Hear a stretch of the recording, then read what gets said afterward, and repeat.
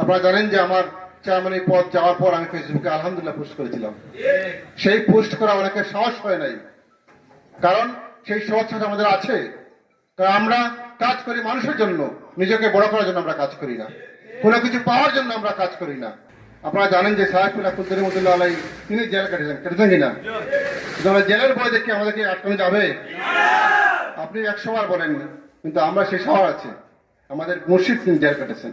ওদের আমাদেরকে এই হুমকি টমকি দিয়ে আর জেলের বই দেখি আর জেলের খানি দেখি আমরা কি ভয় পাই? এইগুলো আমরা তো একটা করি না। আমরা সব প্রার্থী এক টেবিলে বসবো, চা খাবো, গল্প গুজব করবো, নির্বাচনী মাঠে গিয়ে আমরা বক্তব্য দিব। আমি আমার কথা বলবো, আপনি আপনার কথা বলবেন। যাকে জনগণ ভালো বুঝবে, যাকে জনগণ পছন্দ করবে, তাকেই তো ভোট দিবে।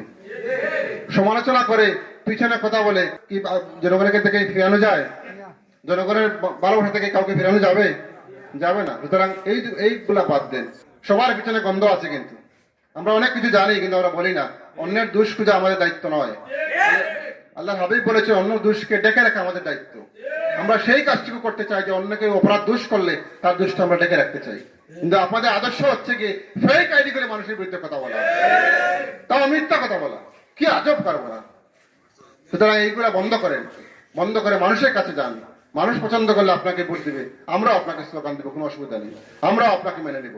আর জনগণ যাকে ভোট দিবে তাকে আপনারা মেনে নেন, এটা জনগণের এখতিয়ার। কাউকে জোর করে আর দমিয়ে রাখা যাবে না ইনশাল্লাহ, কাউকে আটকানো যায় না ইনশাল্লাহ। জনগণের কাছে আমরা আছি, জনগণের ভালোবাসা নিয়ে ইনশাল্লাহ এগিয়ে যাবো। সামনে নির্বাচন আসবে, আমরা অনেক বক্তব্য দিব, আমি আমার কথা বলবো, অন্য প্রার্থীরাও আসবে, সবাই আসবে।